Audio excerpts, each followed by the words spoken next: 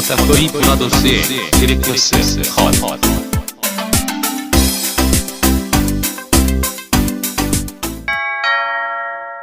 경고. 스포일러가 싫으신 분들은 청취를 피해 주시거나 영화를 관람하신 뒤 들어주시길 바랍니다.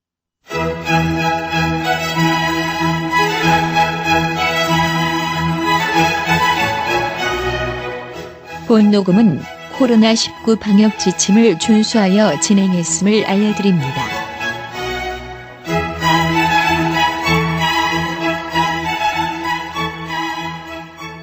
무려 200회까지 하는 방송, 영화를 사랑하는 사람들이 만드는 영화 팟캐스트 껐다 꺼이 브라더스의 디렉터스 컷 무려 175회 오늘도 시작합니다. 올렸어요 제가. 네. 한번 더 올려볼까? 그럴까? 네, 아는 길도 그렇군요. 네, 아는 길도 두드려 간다고 맞나? 돌다리도. 돌다리도. 아는 길은 물어서 가는 건가요? 돌다리 DDR. 예. 좋습니다. 라임을 맞췄군요. 오늘 방송도 신명나게 시작을 해보겠습니다. 오늘도 이전 방송과 마찬가지로 해백님 그리고 앙팡핑님과 함께하고 있습니다. 여러분 안녕하세요. 안녕하세요. 앙 감독님과 함께하고 있습니다. 얼굴을 가면을 쓰고 계세요. 아니 정신은 내가 제일 없는데. 지금 정신이 없는 건 다 마찬가지입니다. 예. 앙팡팬이 오늘 안 오셨습니다. 그분은 행복하기를. 그렇습니다. 앙 감독님 그리고 띵동 해백님 어떻게 지내셨나요? 네, 이번 주 안타까운 소식이 좀 있어가지고 뭐죠? 저희 그 영화제 결혼하나요? 아니요. 축하해요. 제가 그 국제 영화제를 열심히 찾아다니고 있지 않습니까? 네. 그리고 네. 올해 이제 평창 국제 평화 영화제가 단독 건물도 이제 쓸 수 있게 되고 행사를 좀 체계적으로 진행하겠다 발표를 했는데 그렇게 해서 연지 불과 2달 만에 지금 폐지 수순을 밟게 돼가지고 아 그래요? 그 네. 감자창고에다 했고 그 네, 영화제가 맞습니다. 평창 맞죠? 네네. 그래서 강원도에서 영화제가 좀 크게 했던 게 강릉국제영화제랑 네. 평창 국제평화영화제 2개였는데 둘 다 춘천 국제음악제인가 그것도 강원도 아닌가요? 그건 국제음악은 제천인가? 제천인가? 네, 충북 춘천은 아무것도 없나요? 춘천은 인형극제가 있죠. 아 맞네요. 예. 연기군요. 알겠습니다. 그래서 이게 폐지 결정이 됐는데 이게 약간 좀 지자체에서 제대로 뭔가 이 소통을 해서 결정을 내린 게 아니라 그냥 바로 예산 삭감을 발표하면서 이제 진행됐던 것들이라 네. 좀 안타깝더라고요. 특히나 뭐 강릉 같은 경우는 이제 그 이 예산을 강릉시에서 30억을 받아서 그동안 열었었거든요. 예. 근데 이제 그 시장님께서 27억을 회수해서 출산 장려 정책에 쓰겠다라고 발표를 하는 바람에 3억 이제 남았네요. 네, 폐지 결정을 폐지가 됐고 그리고 또 평창 영화제 같은 경우에는 우리 또 강원도지사님께서 예산을 이제 강원도에서 18억 그리고 평창군에서 3억 이렇게 받아서 했었는데 강원도 예산을 대폭 감소를 결정을 해가지고 그래서 이제 좀 논란이 있었죠. 네. 계속 주장이 됐는데 뭐 안타깝군요. 도지사님께서는 자기가 멈추라고 한 적은 없다. 야. 네, 그런 예산만 줄였을 뿐이다. 자생할 수 있는 방안을 찾아야지. 약간 이런 얘기를 하셔서 예. 이제 제가 우라통이 터져가지고 네. 강원도 분도 아니신데 아무튼 네. 그냥 추측하건데 이미 이제 올해 진행된 영화제에 그 온 그 관객이나 관광객 혹은 뭐 관광 수입 이런 것들이 그 가시적인 결과가 안 나왔겠죠. 근데 그건 네. 당연한 건 코로나 때문이기도 하고 뭐 여러 가지 맞습니다. 이유가 있을 텐데 뭐 그리고 뭐 OTT나 이런 것들의 이제 발전도 있고. 근데 지금 뭐지? 그 올해가 다 꽤 오래됐죠. 몇 회 이상 된. 네, 그 평창 같은 경우는 아직 4회 정도 이제 평창 올림픽 이후에 시작된 거라. 4회는 좀 애매하구나. 네, 근데 그러다 보니까 물론 이제 거기 제가 거기 찾아갔을 때도 이제 마을 주민분들이나 이렇게 영화제가 아직까지도 뭘 하는 건지 모르시는 분들도 있었거든요. 우리 동네에서 영화를 볼 수 있다고 막 이렇게 물어보시는 분도 있었는데 그만큼 홍보가 안 된 건 문제가 좀 있지만 이제 아직은 4회까지밖에 안 돼서 좀 정착하는데 시간이 좀 더 필요하지 않았을까 네, 싶습니다. 그리고 뭐 대부분 이런 페스티벌이나 이런 건 아마 3회 이상을 해야 지원금을 받을 자격이 주어지고 뭐 이런 것들이 있어서 이제 시작인 것 같은데 좀 아깝고 맞습니다. 아마도 이게 문화적으로 볼 때는 무조건 아쉬운데 결과적으로 뭐 부산영화제나 부천탄생영화제 이런 것들도 영화제 인지도도 있는데 주변 상권들이 활성화가 되고 요런 시너지가 있어서 사실 뭐 문화 관객들도 좋아하고 그리고 거기 주변에 있는 상인들도 좋아서 이런 게 모든 그 겸해져야 되는데 이번에는 아마 그런 결과가 잘 안 나온 것 같고 네. 그리고 가장 아쉬운 건 그 사실 그냥 폐지가 아니고 뭐 한 해를 좀 쉬어가거나 뭐 이런 개념은 모르겠는데 그냥 예산을 줄여가지고 거의 뭐 할 수 없게 만든 것 자체가 맞습니다. 많이 좀 안타깝다는 생각이 드네요. 네. 네, 우선 얘기 잘 들었고요. 아하, 이거 몇 개 없는 영화제가 또 이런. 근데 제가 보기에는 뭐 또 뭐 그 출산장려 정책이나 이런 것들이 누군가한테 또 필요한 걸 수도 있으니까. 근데 좀 쉬어가다가 코로나 좀 더 나아지고 환경이 좀 나아지면 다시 돌아왔으면 좋겠는데 과연 그렇게 될지라는 생각이 듭니다. 너무 그럴싸한 변명, 아니, 그럴싸하지 않은 변명 같다는 생각이 드는 게 지금 현재 우리나라 전체에서 출산 관련 정책이 제대로 되어 있는 데가 사실은 없어요. 그러니까 오은영 박사님도 얘기했던 게 있는데 낳으면 주겠다는 말이 안 되는 거고. 야, 그거 진짜. 네, 근데 지금 출산 정책이 대부분 그래요. 그렇죠. 낳으면 주겠다. 근데 그게 아니라 키울 수 있는 환경을 마련해 주는 것이 중요하거든요. 근데 지금 말씀을 들었을 때도 그 강원도 어디건 그렇게 뾰족한 수가 있는 것 같지는 않은데 그냥 허울 좋은 변명 아닌가 싶은 생각이 드네요. 예. 네, 아무튼 그런 안타까운 소식을 먼저 전해드리게 되었고요. 한 감독님은 뭐 하고 지냈어요? 네, 저는 이제 그 나이가 이제 꽤 있지 않습니까? 이제 네. 밤을 새면은 하루를 새면은 이틀을 줘야 되는 것 같아요. 근데 최근에 그 작업 때문에 핫띠들을 먹고 밤을 네. 새고 지금 약간 좀 정신과 공간의 방에 들어가 있는 상태로 녹음을 하러 왔으니 다람쥐. 예. 갑자기 그 이거는 좀 딴 얘기인데 이거 약간 딥한 얘기긴 한데 얼마 전에 뭐 40대 모 배우가 마약을 네. 하고 뭐 네. 했다고 해서 기사가 떴지 않습니까? 근데 뭐 어제 마지막으로는 그 이틀 동안 취조하고 뭐 그 이야기 나누고 나서 나와서 보니까 저기 실명도 공개가 됐고 그런데 자기는 사실 우울증 치료 때문에 먹는 그쵸. 약에 마약 성분이 있다라고 뭐 자기를 그냥 비난하거나 이런 기자들이나 그 신문사를 고소하겠다고 얘기를 했는데 뭐 아직 결과가 정해진 건 아닌데 근데 확실한 건 누구나 할 수 있는 가장 기본적인 건 범죄자라고 확인이 되기 전에 실명을 공개하면 안 되는데 그쵸. 그렇지 그렇죠. 않습니까? 우리나라는 법적으로는 그런데 너무나 그 사람이 확실하다는 듯이 모두가 막 되게 그리고 메인 탑에 되게 많이 올라와 있었거든요. 심지어 그거 공개되기 전에는 아닌 사람들 실명이 예, 예. 공개가 돼가지고. 뭐 근데 이게 그 뭐 언론이 아닌 네. 루머로 도는 것까지야 그쵸. 모르는데 그냥 언론사에서 거의 픽스로 되게 유명한 언론사에서 그냥 그렇게 기사를 내보내서 네.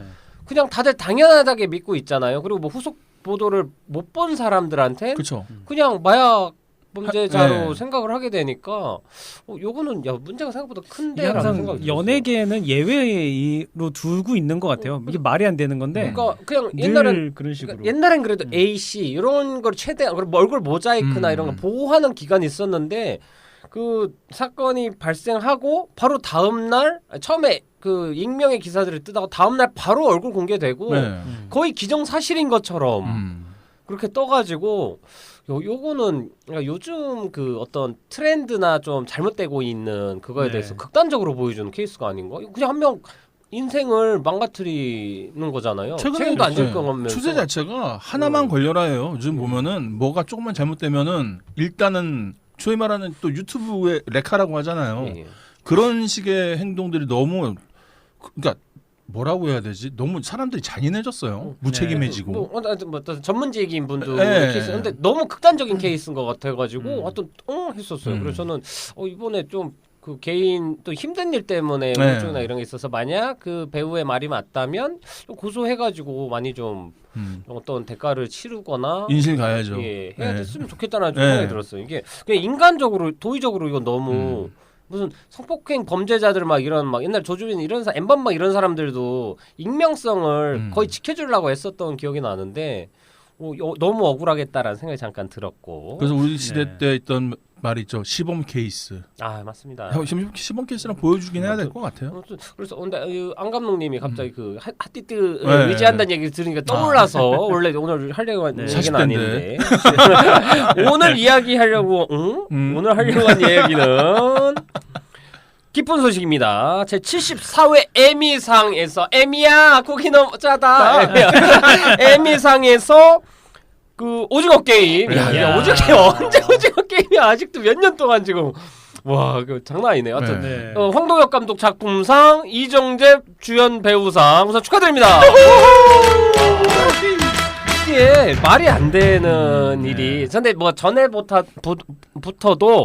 이정재가 탈 거라는 얘기가 계속 있었어요. 유수 언론에서 올해는 이정재다라고 해서 했는데 경쟁한 배우들도 이번에 베터콜 사울의 밥 오덴커크라는 배우도 있고 이름이 밥 오뎅이에요. 밥 오덴커크 그 배우랑 뭐 그 세브란스 단절의 배우도 그러니까 되게 스코다 담스가 잘 나가는 배우들 사이에서 당당하게 나무주연상을 탔고 그리고 감독상 나무주연상 탄 거는 거의 사실 주요 가장 큰 거 다 탄 거라고 보면 됩니다. 이거 진짜 말도 안 되는 일이 벌어져서 너무 기쁘고 제2의 기생충이다. 야 이게 진짜 육관왕. 네. 야 이게 말이 안 되고 그리고 네. 그 뭐 다른 뉴스에서 오늘 나오던데 사실 에미상 시상식은 진짜로 그들만의 리그지 이거는 뭐 그렇죠. 외부 걸 의식할 필요도 없고 그러니까 예를 들면 우리나라 KBS 방송연예대상에서 갑자기 그 어느 뭐 대만이나 어디에 있는 드라마한테 상을 주는 느낌인 거예요. 대상을 좀 자존심이 상할 수도 있는 거잖아요. 그쵸. 당당하게 뭐 어차피 넷플릭스 제작이기 때문에 사실 오징어 게임은 엄밀히 따지면 미국 드라마입니다. 그렇죠. 한국 네. 배우, 한국 제작진이 참여한 미국 드라마이기 때문에 정체성은 완벽하지만 뭐 가장 큰 건 한국 배우들도 있지만 언어를 극복하고 수상을 했다는 게 대단한 거고 매번 말하지만 이정재 씨에겐 모든 우주의 기운이 지금 다 몰아오고 있다. 그 레이 드라마 시리즈 나오는 거, 스타워즈의 새 주인공으로 네. 캐스팅된 거, 그리고 또 하나는 이제 우리가 지켜봐야 될 건 이제 헌트는 한국에서는 손익분기점을 넘긴 것 같아요. 근데 10월쯤인가 미국 개봉을 합니다. 에미상 나무주연상을 탄 이정재가 감독을 하고 주연까지 한 영화 오징어 가이가 주인공인 그 영화 한국에서도 흥행을 한 영화가 미국에서 개봉한다. 나는 이 파급력이 어떨지가 되게 궁금해요. 사실 한국 영화가 미국에서 흥행적으로 성공한 적은 거의 없거든요. 이게 흥행을 한다 해도 어차피 옛날엔 자막을 안 봤었으니까. 그래서 엄청나게 축하할 일이고 또 물론 이제 황동혁 감독님 자체도 이게 이제 놀라운 말도 안 되는 일들이 벌어져서 너무 기쁘다라고 말씀드리겠습니다. 뭐 BTS 봉준호 그리고 이제 정재리 정재리 누구냐? 정재리 어디 마을 이름인 줄 알았습니다. 야, 이 진짜 대단한 나라에서 살고 있다. 여러분 자부심 가져도 됩니다. 다 이렇게 이 시청자와 관객분들이 가혹하게 길러주셔서 다 그런 겁니다. 예, 아니, 진짜. 팔짱 끼고 채찍질하면서 영화를 본 결과가 그렇죠. 이렇게 약간 이상한 비율 수 있는데 한화의 류현진이 네. 한화에서 있다 메이저리그 가자마자 웬만한 뭐 패배나 이런 거에는 데미지가 없듯이 그러니까 7회까지인가요? 3실점을 아니면 퀄리티 스타트라고 하잖아요. 항상 유현진은 3점 이상 실점하면 네 잘못이다. 자기가 잘못한 것 같은. 고생이 혼났다고. 네. 하여튼 그래서 너무 기쁜 소식을 그렇습니다. 전하면서 오늘 또 시작을 해보겠습니다. 아 좋네요. 그래도 기분 좋은 일. 그러게요. 네. 이게 사실 뭐 현실이나 이런 것들이 조금 그렇게 막 만족스럽지는 않고 뭐 전 세계가 힘든 시기니까 그런데 또 뭐 얼마 전에 또 엘리자베스 이제 여왕도 돌아가시지 않습니까? 네네. 이런 큰 부고나 이런 것들이 있었는데 그 와중에 이렇게 큰 기쁜 소식이 전해져서 이런 건 모두가 즐거워할 수 있는 소식 아닙니까? 맞습니다. 그렇습니다. 다람쥐. 종교, 정치 이런 걸 떠나서. 네. 아유, 떠나야죠. 네, 좋습니다. 자, 그러면 자기소개는 끝냈고 오늘도 가볼까요? 주초의 명화.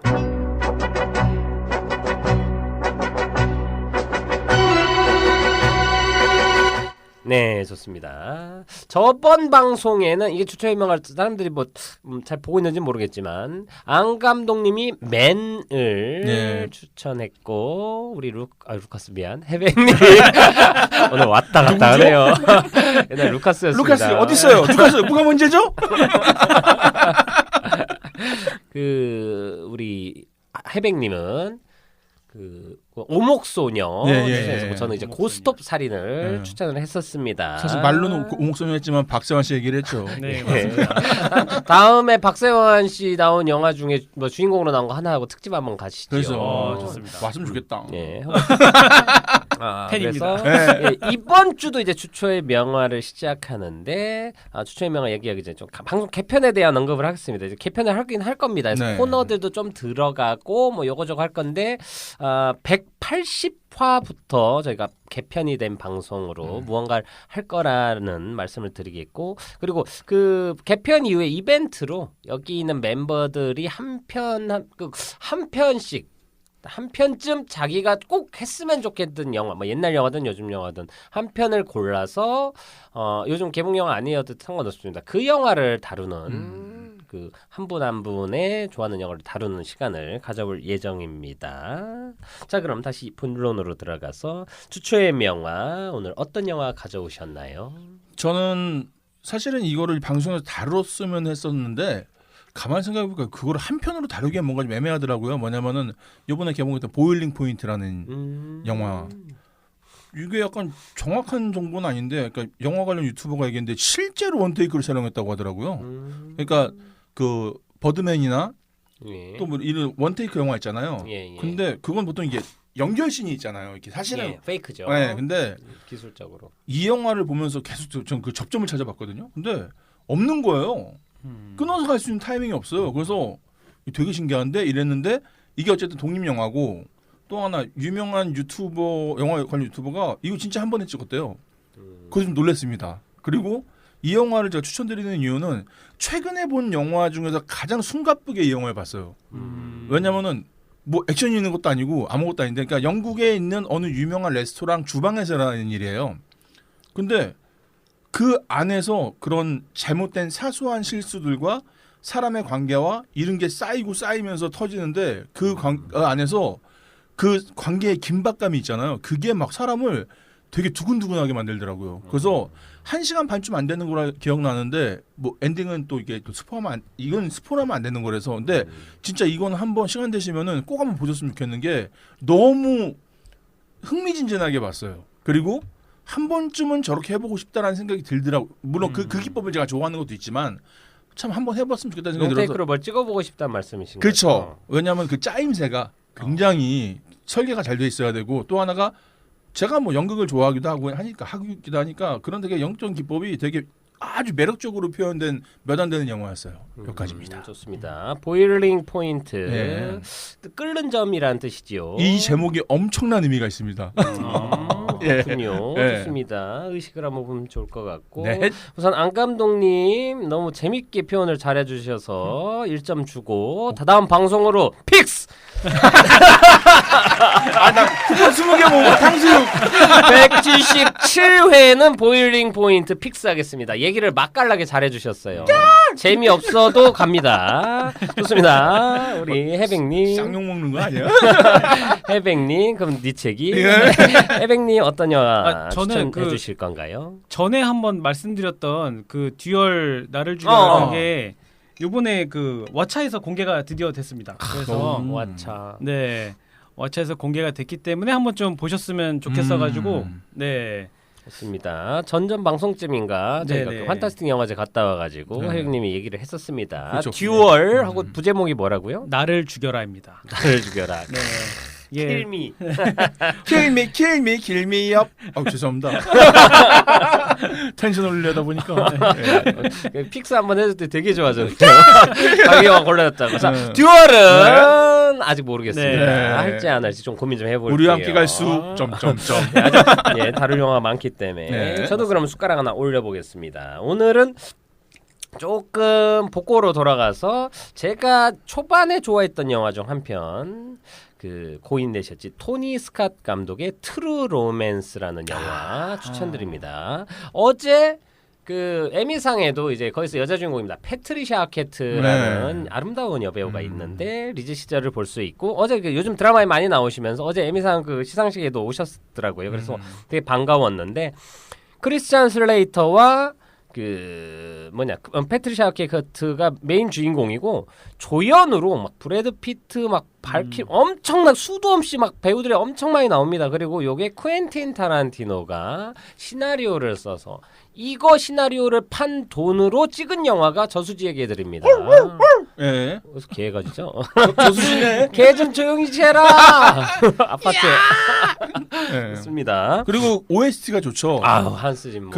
그 저기 우리 영화 좋아하시면 그 정은임 씨 돌아가셨다. 영화 음악 시그널이 그 음악이었습니다. 옛날 사람. 그때 정성일 씨 나와가지고 네. 하고 막 그 정은임의 뭐였죠 영화. 정은임의 영화 음악. 밤 11시인가요? 12시인가요? 안녕하세요. 이거 아니라 누구세요? 약간 아침마당이 나왔네요. 죄송합니다. 이소라의 프로포즈인 줄 알았습니다. 전 그거랑 또 딴 얘기인데 정지영의 스윗 뮤직 네, 박스가 맞아요. 그게 그때 그 새벽에 군대에서 그거 라디오 들으면서 그거랑 신해철 씨 그 고스트 스테이션. 네. 와 그때 군대에서 그 몰래 라디오 들으면서 차 걸리면 안 되니까. 10시에서 12시까지 별밤을 듣고 거기서 다시 표준 FM인가요? 넘어와서 정은님 이거 듣고 89.1 메가헤르츠 KNS 갑자기 KBS로 MBC군요. 네, MBC입니다. 만나면 좋은 친구. 요즘 이거 모른대요, 애들이. 아 그래요? 또동 이거 모른대요. 그래서 요즘 애들 모르는 거 정말 많아요. 그러게요. 유명한 거 있잖아요. 옛날 자동차 타면 카세트 테이프 꽂는 거. 그죠. 거기다 아이폰 꽂아서 충전하려고 한다고. 왜 이거 충전 안 되냐고. 씹힙니다. 쏙 들어간다고 네. 하더라고요. 좋습니다. 하여튼 트루 로맨스라는 영화 했습니다. 이게 완전 무슨 범죄 너와르의 스토리도 막 전개도 진짜 막 어디로 튈지 모르고 그 쿠엔틴 타란티노의 장점과 또 토니 스캇이라는 그 탑건이랑 수없이 많은 좋은 명작 영화를 찍은 토니 스캇 영화 감독 영화 중에도 가장 결이 다르고 저는 가장 사랑스러운 영화라 좀 잔인하고 그런데도 참 낭만이 느껴지는 아주 기가 막힌 특이한 영화입니다. 정말 제목 그대로의 내용이에요. 진짜 사랑을 보여줍니다. 예. 트루 로맨스 진짜 네네. 사랑. 안 감독님 나에게 진짜 사랑이란 뭘까요? 유니콘? 좋습니다. 본 적이 없네요. 항상 정답만 얘기하세요. 유니콘 픽스. 좋아. 좋습니다. 오늘 그래서 추천 영화는 제가 추천한 토니 스콧 감독의 트루 로맨스 그리고 다음 방송에 다룰 안 감독님의 보일링 포인트 그리고 해백님의 뭐였지? 듀얼 나를 죽여줘. 죽여라? 죽여라. 제 부제목 왜 맞나? 네, 3편 추천드리겠습니다. 재밌게 봐주시길 바라고요. 자, 그럼 오늘 본편으로 또 들어가야겠죠. 오늘 본편 다룰 영화 제목이 뭐죠, 해백님? 높입니다. 네. 발음 잘해야 됩니다. 노비로 들을 수 있어요. 그게 저도 이게 왜냐면 원래 노비를 높이라고도 불렀었으니까 네. 옛날에 조선 명탕점 노베 딸 뭐 이런 게 있었어. 그래서 나도 자꾸 높하면 그게 잘 떠오르는데 노예 약간 그 뭐냐 은어라고 해야 되나 쉽게 표현하는 방식이고 왜 우리나라에 이런 거죠. 내를 넵이라고 하는 거랑 비슷한 표현이 높인 거죠. 그 보통 이게 업무상 많이 쓰죠. 넵. 더 이상 통하지 말란 얘기입니다. 그렇습니다. 내일까지 보면 해줄 수 있죠. 넵. 마침표도 안 붙이죠. 네, 깔끔합니다. 오늘 다룰 영화는 조던필 감독의 높입니다. 너무 익숙해서 조동필이 2번이나 나왔어요. 자, 오늘도 스토리 듣고 가야겠죠. 안 감독의 몬스털.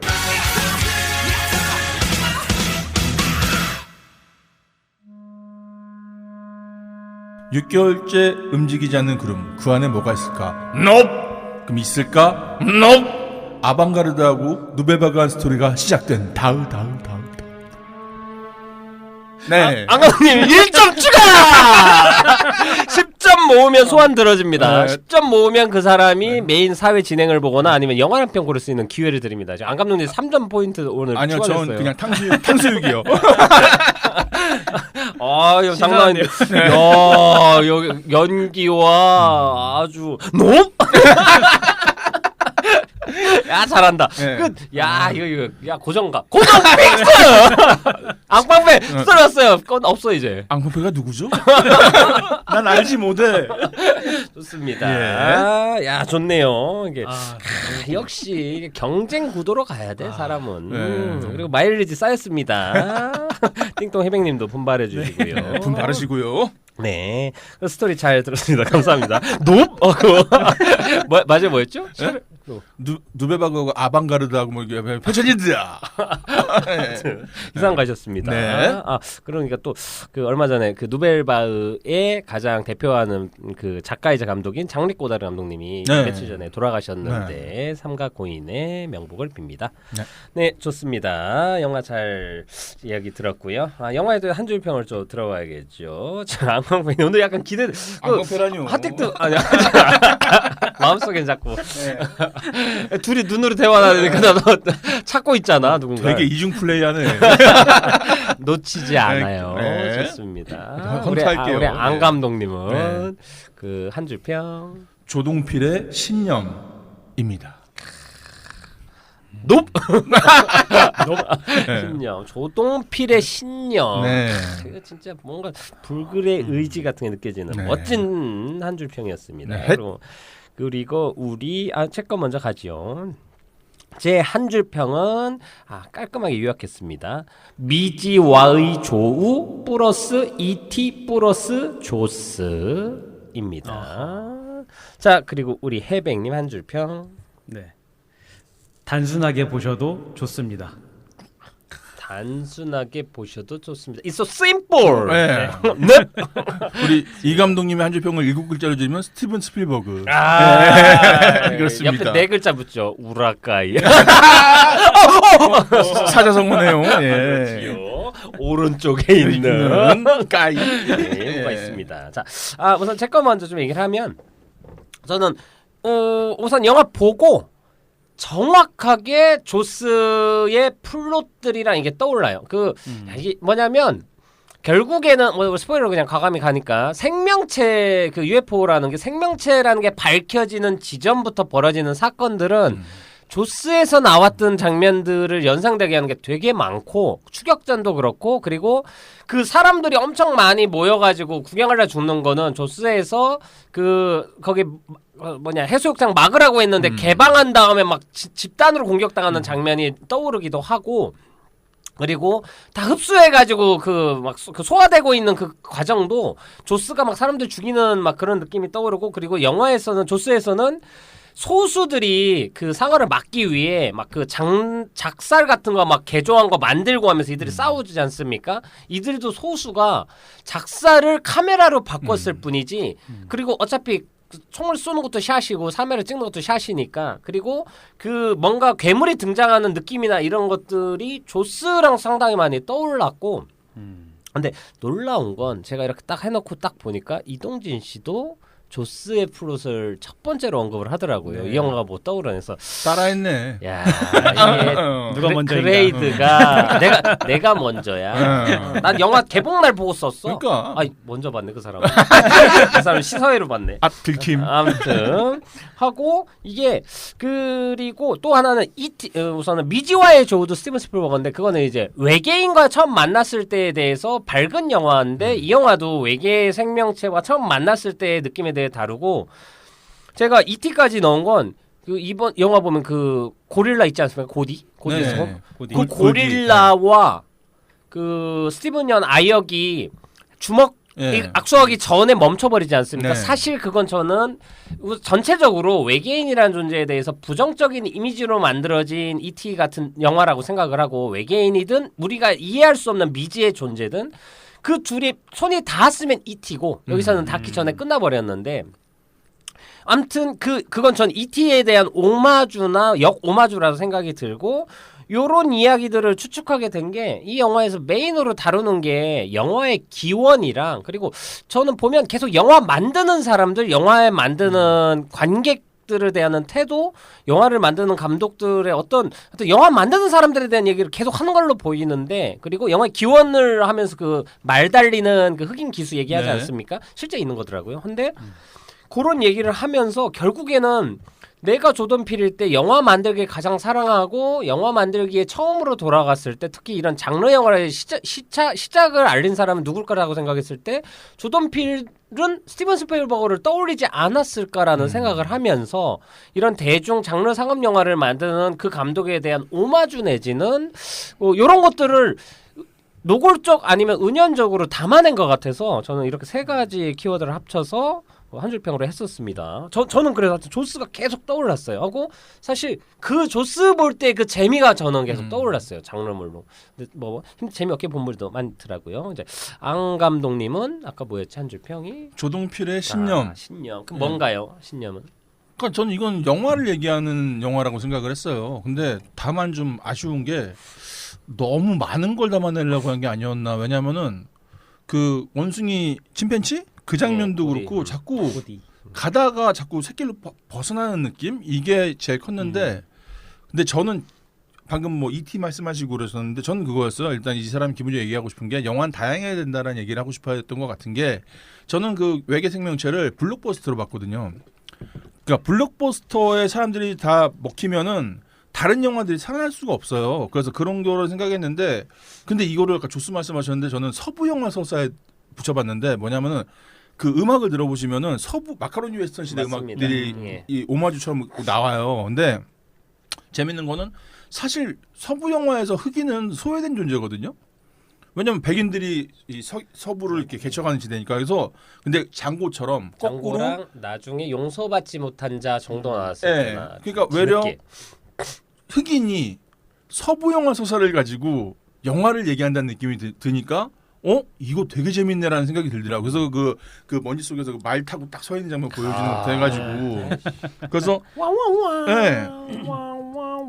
그러니까 영화를 우리 그 맨 처음에 그 말 탄 사람이 흑인이라는 얘기를 했잖아요. 그러니까 그 얘기를 들으면서 이 영화를 누가 만들었는지를 궁금해야 되는 게 아니라 이 영화를 뭘로 만들었지 내용을 이게 더 중요한데 자꾸 딴 데로 빠져나간 얘기가 빠져나가는 게 아닌가? 맞습니다. 그러니까 그런 것들에 대해서 조던필 감독이 얘기를 하고 싶었던 것 같고 그 얘기를 전달하려고 했던 것 같은데 이게 쉽게 와닿지가 않더라고요. 그러니까 생각을 좀 하고 봐야 되니까 그래서 예를 들면 뭐 겟아웃부터 해가지고 조금 어스는 모르겠어요. 근데 겟아웃은 되게 명확했거든요. 이 얘기하려고 하는구나. 근데 요번에는 이래도 알아들을까 이렇게 뭔가 좀 많이 나열한 것 같아가지고 그게 좀 아쉬웠어요. 그러니까 보기가 좀 어려웠어요. 중간에 내가 잘못 생각하고 있는 게 아닌가 싶을 정도로. 근데 뭐 얼마 전부터 저는 그냥 영화를 이제는 그냥 내 생각대로 보려고요. 그래서 틀리면은 다시 보면 되고. 근데 이 영화는 그런 헷갈리는 지점이 있었습니다. 여기까지입니다. 예, 약간 첨언을 하자면 사실 저는 조던필 감독 그 정체성은 어쩔 수 없이 블랙 무비를 우선은 표방을 하고 블랙무비라는 신념이랑 이거 신념이네요. 네. 정체성을 놓지 않을 거야라는 강한 그 의지가 있는데 사실 겟아웃은 명확해요. 흑인의 몸에 그 뇌를 이식한 백인들의 이야기에서 인종차별을 되게 대놓고 하고 흑인들이 피지컬로 훨씬 훌륭해서 탐나는 존재다라는 역발상 같은 게 들어가서 블랙무비의 정체성하고 흑인들이 두려워하는 거를 공포로 엮었고 어스는 이제 US 그러니까 미국의 역사, 미국의 왜곡된 역사와 이렇게 뭐 어떤 잘못되어 있는 겉과 속이 다른 이런 뭐 이런 것들에 대해서 미국이 만들어낸 이야기들과 그 안에서도 이제 흑인 인권이나 이런 걸 담아내는데 이게 이번에는 가면 갈수록 제가 보기엔 그 안 감독님 같은 얘기를 하자면 주고자 하는 메시지나 이게 너무 많아요. 근데 메인은 아니야.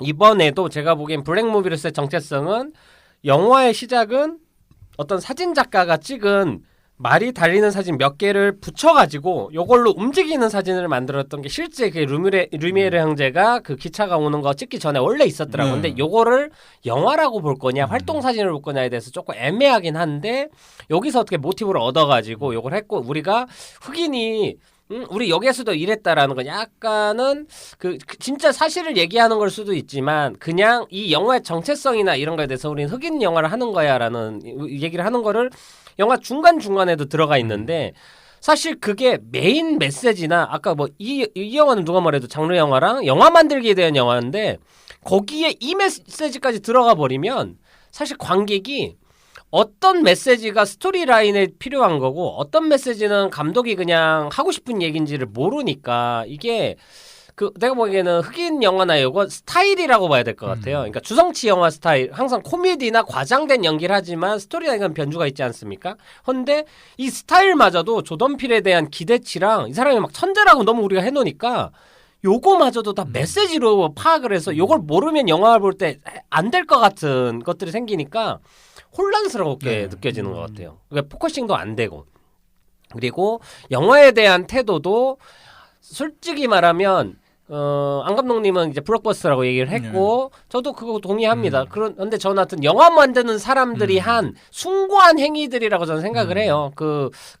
저는 블록버스터 내지는 그 나머지는 관객이거나 뭐 이런 걸 수도 있다고 생각하는데 외계인이나 이런 것들을 그들을 위해서 자기들이 끝까지 어떤 소중한 거를 남기기 위해 그냥 뻔한 리얼리티 이런 쇼가 아니고 영화 다큐멘터리나 어떤 영화라는 그 특히 그 카메라 그 작가가 돌아가시기 전에 막 촬영하면서 죽지 않습니까? 이런 것들이야말로 그리고 마지막에 이들이 한 건 외계인을 뭐 없애긴 하지만 해치거나 이게 목적이 아니고 외계인의 증거를 사진이나 어떤 걸로 고증할 수 있는 자료로 남김으로써 남들에게 영향을 주자는 게 영화가 하는 일이랑 똑같은 일이거든요.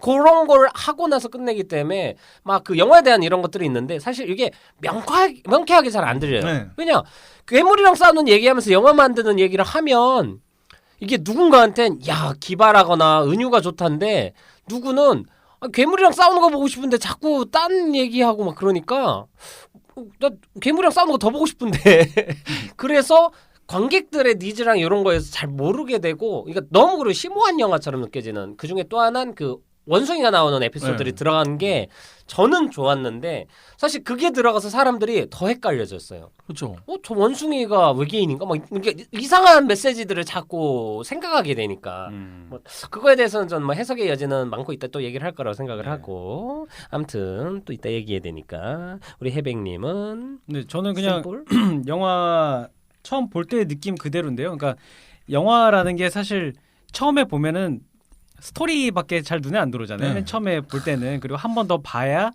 이제 이게 어떤 장치구나라는 걸 알 수 있는데 이번 영화는 그래서 처음 봤을 때 그게 의미를 막 많이 따지고 보지는 않았거든요. 근데 그래서 미스터리한 존재와 대결하는 약간 스펙터클한 영화라고 봤는데 그것만으로도 사실 좀 흥미진진했던 것 같아요. 그런 어떤 그 미지의 어떤 생물에 대한 표현이나 그게 UFO에서 이제 나중에 생물로 변하는 그런 과정들이나 그리고 중간에 표현되는 뭐 그 어떤 장치들 그리고 뭐 모래바람, 안개 막 이런 것들이 좀 조화롭게 이루어져서 영화 보면서 계속 긴장감을 늦추지 않게끔 만들어주고 그리고 끝에도 또 어느 정도 명쾌하게 이렇게 또 해결해 주는 것까지 좀 잘 만든 영화라고 생각이 좀 들었고 다만 이제 한 번 더 보면서 느끼는 거는 확실히 그건 있는 것 같아요. 봤어요? 네. 야, 이제 대단하네. 부지런하네. 1점 추가! 마일리지 1점! 모아서 탕수육. 그 이게 보니까 그 장치가 그러니까 진짜 너무 많긴 한 것 같아요. 이게 저는 사실 고디 이야기는 좋았거든요. 네. 그리고 저는 약간 좀 직업을 그런 쪽으로 가져서 그런가 약간 미디어에 대한 폭력이나 미디어에 대해서 너무 단순하게 받아들이는 사람들 그 사실 그 주인공이 아니죠. 그 저기 누구 스티븐 연? 네, 스티븐 연. 스티븐 연이 주인공이에요. 어릴 때 경험을 그렇게 했음에도 불구하고 똑같은 잘못을 또 저지르지 않습니까? 야. 또 사람들 모아놓고 하는 그런 장면들. 그리고 자신의 상처를 또 팔잖아요. 네. 그게 네. 근데 이게 장면마다 이제 할 얘기가 이 영화 네. 이제 평론가들이 아주 신나는 영화가 그렇죠. 해석의 여지가 너무 많은데 네. 그 원숭이에 대해서도 이게 되게 복잡하게 그러니까 하나는 이 사람이 갖고 있는 어떤 트라우마 있지 않습니까? 극복해야 할 대상으로 볼 수도 있고 또 하나는 사실 이 영화가 메인 그 키워드 중에 나쁜 기적이라는 표현들이 있는데 기적 중에서도 나쁜 기적이 있을까 말이는데 사실 그 순간은 그 자기가 파악할 수 없는 어떤 미지의 존재가 사람들을 알 수 없는 이유로 막 해치고 그런 상태에서 갑자기 온순해져서 자기한테는 이렇게 주먹 펀치를 네. 이렇게 하지 않습니까? 그 순간에는 두려움과 함께 또 하나는 나라는 사람은 특별하다. 내지는 나는 구원받았다. 내지는 나는 다르다라는 그 경험을 하기 직전에 미완으로 끝났기 때문에 얘는 사실은 그 여기에서 뭐 주황색 괴물 얘기도 나오고 절대적인 어떤 존재가 인정한 사람이라는 자기만은 특별하다라는 아니면 저 신이 인정한 캐릭터라고 생각하는 그런 느낌이 있는데 나이가 들어서도 그러니까 자기한테는 그게 기적이었던 순간인 거죠. 그리고 그건 그 초대되는 소녀 있지 않습니까? 사라 네. 역할. 사라도 거기에 온 걸 보면 네, 사실은 거기서 자기가 살아남은 것 이런 거에 대해서는 자기는 어떤 의미로 받아들이는 것처럼 느껴지고 그게 재현된 게 외계인이 자기 동네에 떠 있고 자기는 해치지 않아. 그리고 아마 말을 계속 먹였겠죠. 네. 네. 그 원숭이가 그랬던 것처럼 이 미지의 존재도 나를 대하는 태도가 다르고 나는 쟤와 소통할 수 있어라는 어떤 믿음이 있었다고 착각이겠지만 그리고 그거를 모든 이들 앞에서 증명해서 과거의 기적을 재현하려고 했었던 순간인데 이게 엄청난 착각이었었던 거죠. 그 절대적인 존재를 길들인다는 게.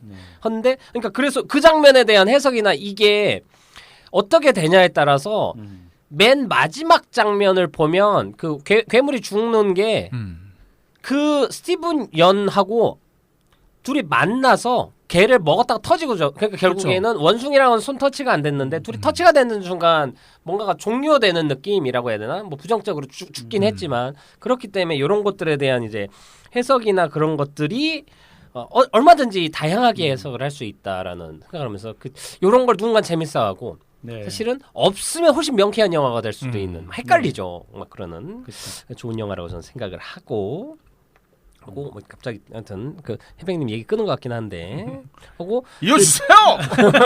아니야 좀 하고 네. 그 이게 또 이 영화 보면 그 아까도 얘기했지만 영화에 대해서 그 오마주하거나 그런 게 많다고 느껴지는 게 대사도 그 예를 들면 그 스티븐 연이 하는 그 카우보이 목장 같은 공간에서 서커스 하는 데에서 나오는 그 대사가 뭐 아스트라 비스타 이거 얘기해요. 그게 뭐 인사말 이렇게 뭐 그 또 만나자 뭐 이런 건데 터미네이터에서 T800 그 아놀드 슈왈제네거가 했던 대사고 아이비베. 예. 아 그거 말고 아스트라 비스타라고 합니다. 인사할 때 아스트라 예. 비스타 하고 또 저는 이 영화에서 제일 멋있던 대사인데 주인공이 아까도 미지의 존재를 길들인다에 대해서 막 그 계속 이렇게 얘기를 했지만 주인공이 얘기를 해요. 그 눈이 마주치면 말이 두려워하는 것처럼 쟤도 시선이나 느끼면서 쟤는 에고 자의식이 있는 존재다.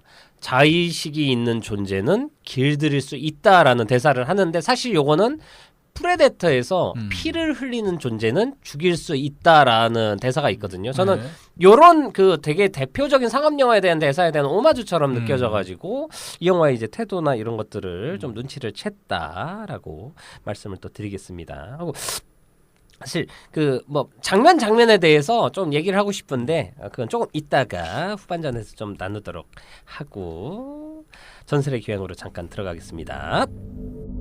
전설의 교양.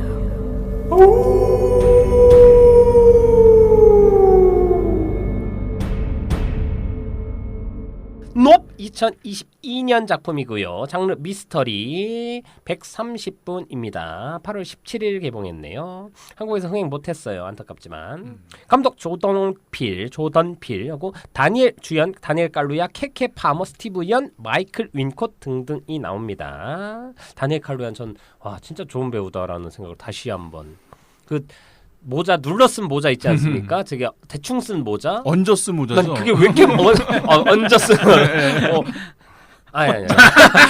점수 깔깔하다가 하여튼 지적 좋습니다. 근데 난 그 스타일이 너무 멋있는 거야. 이거 사실 처음에는 미숙하고 이렇게 좀 우두나 좀 어리버리한 느낌인데 후반으로 갈수록 참 그 가업을 잘 물려 이어받았다 하고 참 좋은 오빠다라는 생각이 들지 않습니까? 하면서 야 다니엘 칼루야라는 배우 진짜 대단한 배우다. 게라웃 때도 그랬고 처음에는 막 그냥 좀 희극 배우 같은 느낌이 강해요. 첫 인상은 제가 볼 땐 그랬었습니다. 옛날에 시카리오에서 전 처음 봤는데 그때부터 네. 근데 정말 좋은 배우다라는 생각을 했고 스티븐 연도 참 좋은 배우다라는 생각을 다시 한번 했고 감독 조던 필에 대해서 좀 이어가면 1979년 2월 21일생 빠른입니다. 최고 아이가.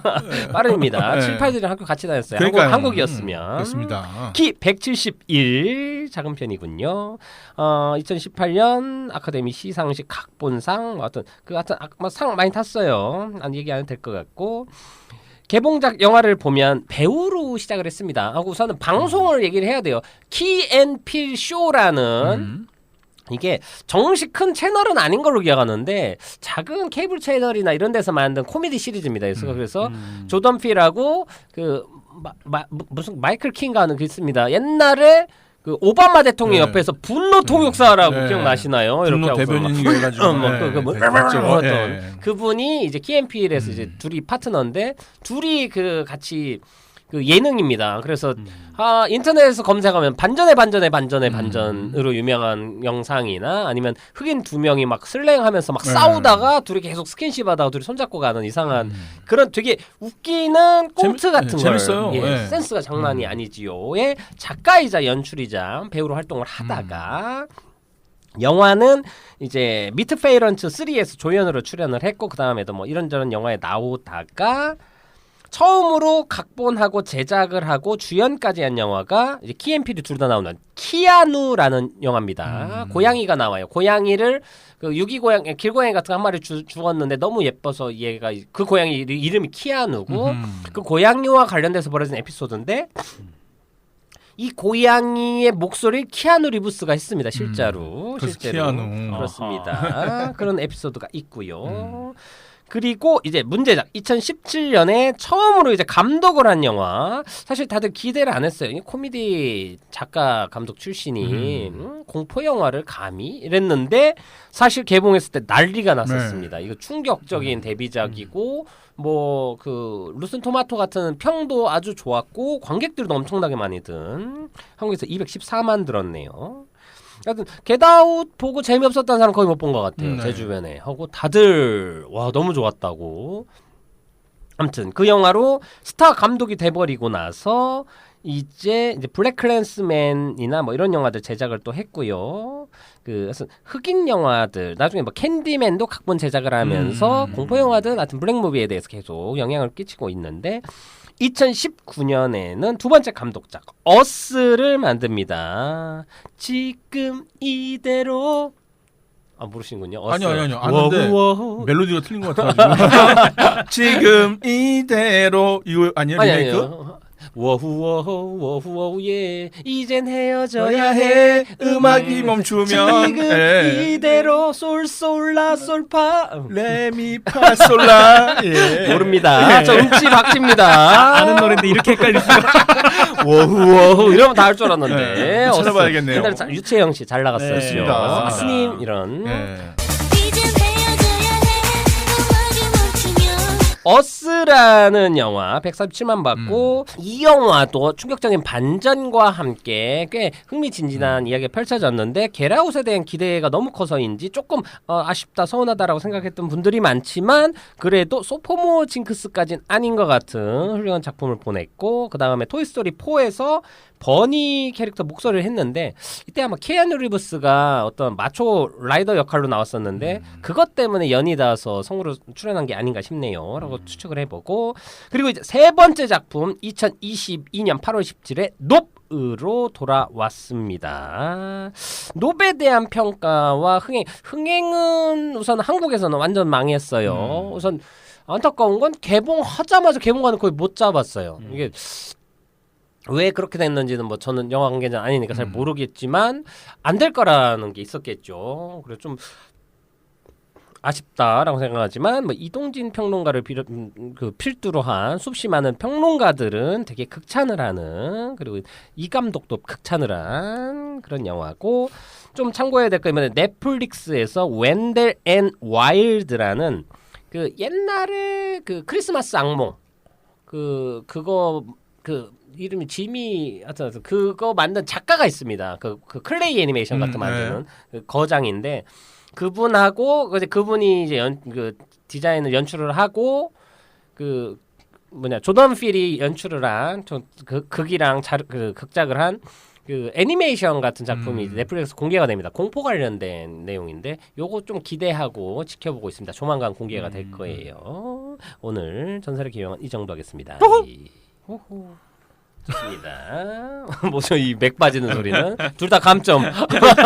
이게 예, 참 아쉬운 게 그러니까 사실은 조던필 감독이 저는 아직까지는 매니아층이 형성돼 있다고 생각을 하진 않아요. 왜냐하면 형성되기에는 너무 편수가 적어요. 근데 이번 영화에선 아직 아군이 많이 안 생겼는데 기술을 너무 많이 부린 느낌이랄까. 그러니까 뭐냐면은 저는 극장에 왜 만약에 제가 이 영화를 판매하는 사람이라면은 저 같아도 많이 안 걸었을 것 같은 게 이 영화를 딱 한번 보고 났을 때 아 이거 안 팔리겠는데라는 생각이 드는 거예요. 왜냐면 그러니까 뭐 하나는 명확하게 와닿아야 이걸 팔 수 있는 건데 너무 많이 산재해 있으니까 내가 스스로 그러니까 내가 먹어본 음식이 아닌데 이걸 팔라고? 내 입맛에 맞지 않는 걸 팔라고? 이런 느낌이 딱 들어버리니까 그러니까 이 음식이 좋고 나쁘고가 아니에요. 나한테 안 맞는 건데 지금도 이 영화를 보고 평가하는 사람들 뭐 평론가들 제외한 뭐 유튜버라든가 아니면 이런 사람들 봤을 때 사실은 잘 몰라요. 이 영화에 대해서 뭐라고 얘기를 못 하겠는 거예요. 그러니까 저 같은 경우에는 가장 심플한 거죠. 절대 추천은 못 해줘요.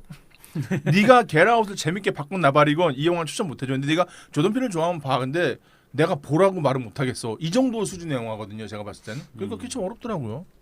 저는 사실은 얼마든지 추천을 해주고 싶은 네. 영화고 왜냐하면 안 본 사람이 많아서 약간 숨은 보석 같은 느낌도 있고 의외성이 있는 지점은 확실히 있습니다. 그러니까 엄청난 장점이 있는 부분이 확실한 영화고 예를 들면 외계인 우리가 알고 있던 그 비행선 모양의 네. 밥그릇같이 뒤집은 것 같이 생긴 이 모양의 게 생명체라는 게 밝혀지면서 벌어지는 몇몇 부분에 대해서는 엄청 흥미롭고 그리고 영화 전체로 볼 때 공포 장면이 사실 많지 않아서 실망을 하는데 그럼에도 불구하고 그 집에 먹은 거 개워내는 장면 있잖아요. 네. 와 나는 그 장면은 그리고 그 장면 직전에 차에 있다가 나가려고 하다가 주인공이 넙 이러잖아요. 네. 와 난 그 장면 연출은 그 장면이랑 사실 그 앞에 전에도 마구간 그 들어가다가 꼬마 외계인 나오고 막 이럴 때 사실 그런 장면들은 너무 좋고 저는 이제 그런 것들을 더 많이 나오는 제대로 된 그냥 장르 영화를 만들었으면 좋겠는데 네.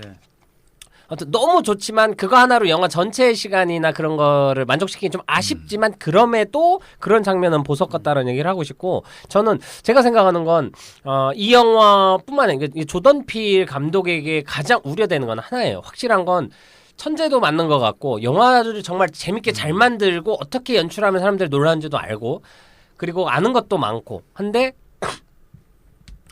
요게 그 블랙 무비라는 정체성이 요거를 좀 탈피하지 않는 한 이게 그게 소재와 내용과 붙으면 그냥 자기가 흑인 인권 영화 이런 거 관심 없이 본 사람도 보고 그런 게 있구나 느끼는데 그런 영화가 아닌데 이런 메시지가 계속 들어가면 이 영화들은 마치 그들만을 위한 영화처럼 느껴지는 착각을 하게 된다고 저는 생각은 그렇습니다. 이게 특히 어스 때도 그렇고 이게 3번 반복되면서 그 예를 들면은 뭐 원더우먼을 만든 감독들이나 원더우먼도 처음에 너무 좋았는데 1984였나 나중에 나온 다음에 보면 그 사실 원더우먼은 맨 처음 나왔을 땐 여성이 남성들보다 강하고 여성들이 보호해준다라는 이미지들 이런 것 그리고 이제 공격보다는 방패로 이제 총알을 튕겨내거나 이런 액션 시퀀스를 만드는 것도 그렇고 약간 페미니즘이나 이런 메시지가 들어갔지만 좋은 영화로 받아들여졌거든요. 근데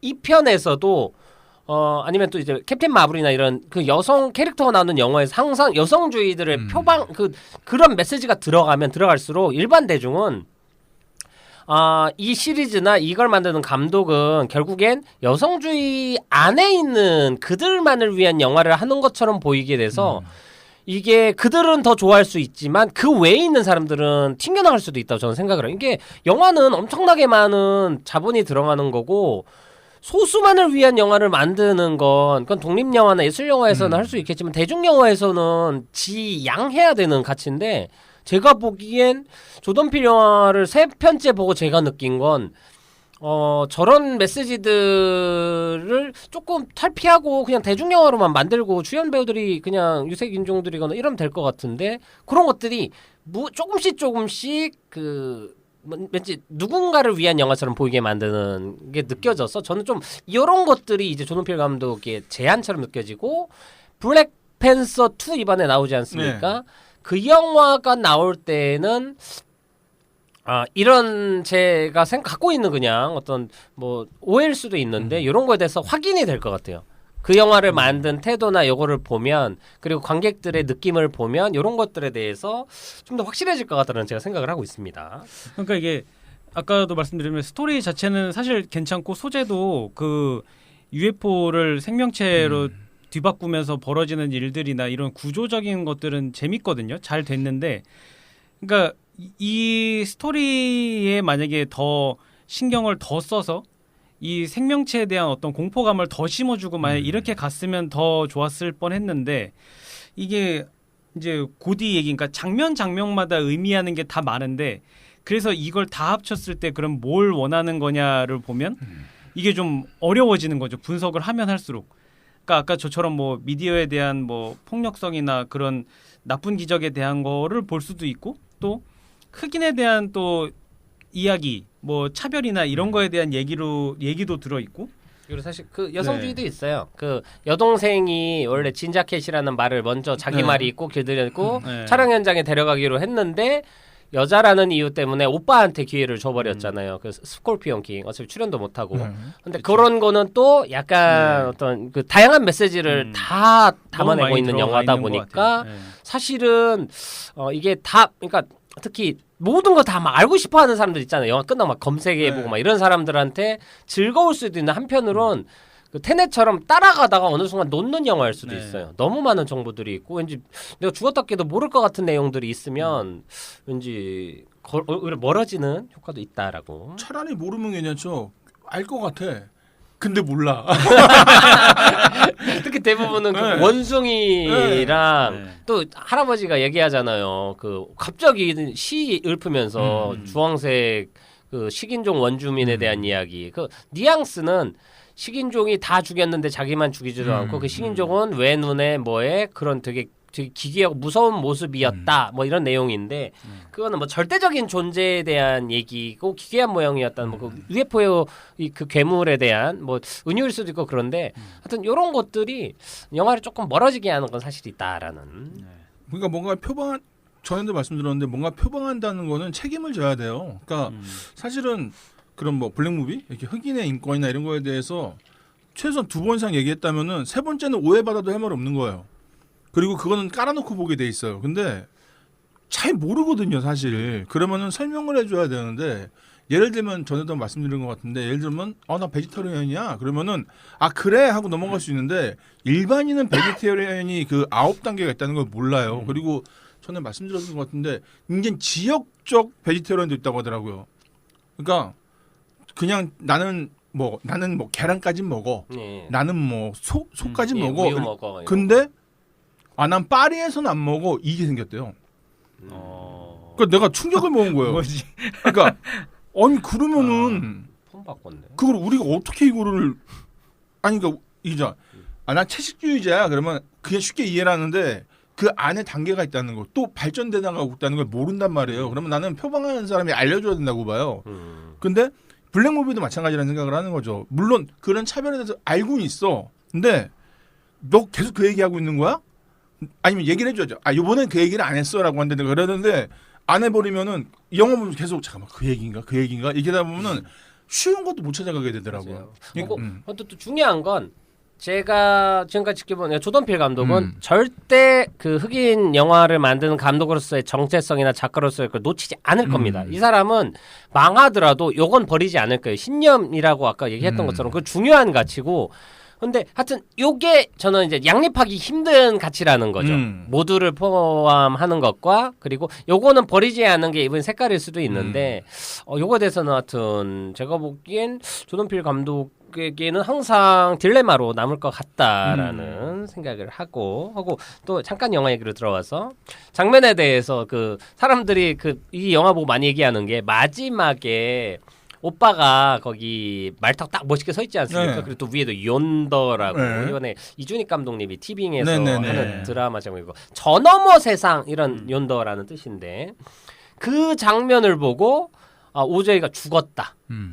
죽은 환영을 여동생이 본 거다. 왜냐 저 너머 있지 않냐. 하고 네. 그 전에 UFO가 덮치고 막 했을 때 그 짧은 시간에 말을 타고 여기 왔을 리 없다. 막 이런 그냥 얘기가 있습니다. 근데 제가 보기엔 뭐 여러분들은 어떻게 생각하시는지. 저는 생각을 전혀 안 해봤는데요. 오히려 저 넘으라고 하면 넘사벽 아니에요?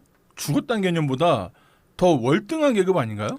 저도 네. 되게 그러니까 카리스마 넘치고 되게 아우라가 펼쳐지는 멋있는 모습으로 남겨진 장면이라고 생각을 하는데 어나더 레벨인 거죠. 네. 하고 그냥 영화를 생각을 해도 오빠를 죽이서 얻을 것도 없고 죽였 다음에 죽였으면 희생의 가치를 보여줘야지. 죽은 다음에 환영을 보는 여동생을 보여줘서 감동이나 뭐 얻을 건 없기 때문에 그 여자 배우 캐릭터 자체가 감동을 줄 만한 캐릭터는 아니에요. 하여튼 그래서 네, 저도 마찬가지로 어쨌든 이 뭐 모든 메시지를 통합하기는 조금 어려울 수는 있겠지만 그럼에도 불구하고 이제 처음부터 그렇게 차별이나 핍박이나 그리고 자기 있는 생활에서 좀 힘겹게 살아가던 사람이 결과적으로 승리한 모습이나 그리고 제가 아까 말했던 뭐 미디어적으로 봤을 때 그걸 실질적으로 눈으로 보지 않는 그 어떤 나쁜 기적이나 이런 거를 아예 눈으로 지켜보지 않는 행동을 통해서 또 끝까지 남은 모습들 이런 걸 봤을 때는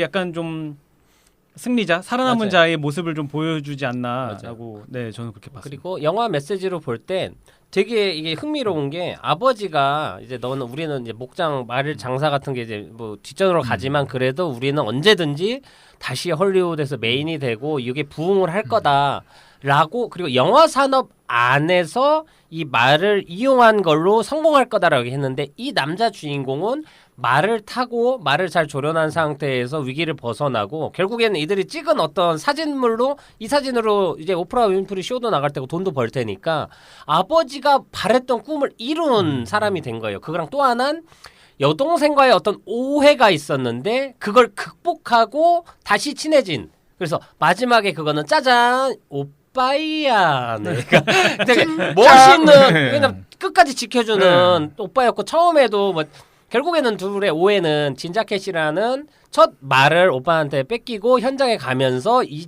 여동생은 아빠하고도 싫어지고 집도 멀어지고 말하고도 아예 거리를 둔 일을 아예 바꿔버린 거잖아요. 근데 오빠가 원해서 그런 것도 아니고 항상 너를 생각을 해줬고 결국에는 지켜주고 그리고 처음에 네가 끝까지 완성짓지 못한 그 길들이고 촬영하지 못했던 그 말의 이름을 외계인한테 지어주면서 처음 길들였던 그 대상처럼 얘를 길들이고 그리고 얘로 어떤 사진까지 찍어내지 않습니까? 그렇습니다. 그렇기 때문에 이 둘의 모든 관계가 회복이 되고 정상으로 돌아오는 행복한 영화라고 생각했었는데 죽진 않았을 거라 생각을 하는데 결국은 뭐냐 마지막 장면에도 봐 연도 뒤에 오빠 죽었어 이런 얘기를 하는 것 자체가 사람들이 감독이 너무 많은 메시지나 함의를 담고 있다고 생각을 하니까 별거에다 의미를 넣는 거예요. 사실 의미 부여는 좋은데 이게 해석에 방해가 돼. 그렇죠. 하고 너무 사족이나 작은 것들에 의미 부여를 하면서 큰 것들을 놓치게 되니까 사실은 괴물과의 추격전이나 요런 재미들을 기억을 해야 되는데 다들 무슨 얘기하고 있냐면 이 영화 보면 뭐 감독이 의도겠죠. 그 있잖아 바람인형. 네. 이게 영어로는 스카이워커예요. 그 영화 이름이. 하늘을 걷는 사람. 그러니까 뭐 그런 것들이 다들 어떤 상징, 은유 이런 것들이 다 있으니까 막 야 너 그거 알아? 막 이런 지적인 유의를 하길 바라는 것처럼 하는데 전 그냥 불가사리가 떠올랐는데 영화 불가사리에서 갇힌 마을에서 왜 이들이 이동하는 그 장치들 이렇게 해놓잖아요. 그래서 그냥 그 정도로밖에 생각 안 해요. 제가 보기엔 불가사리에 대한 오마주도 있겠지요. 네. 그 어떤 바람 인형이 스카이워커더라고요. 근데 요게 특히 사람들이 가장 좀 비유하기 좋은 게 봉준호 감독 영화를 보면 영화는 그냥 영화를 너무 재밌게 보고 그러니까 뭘 몰라도 돼.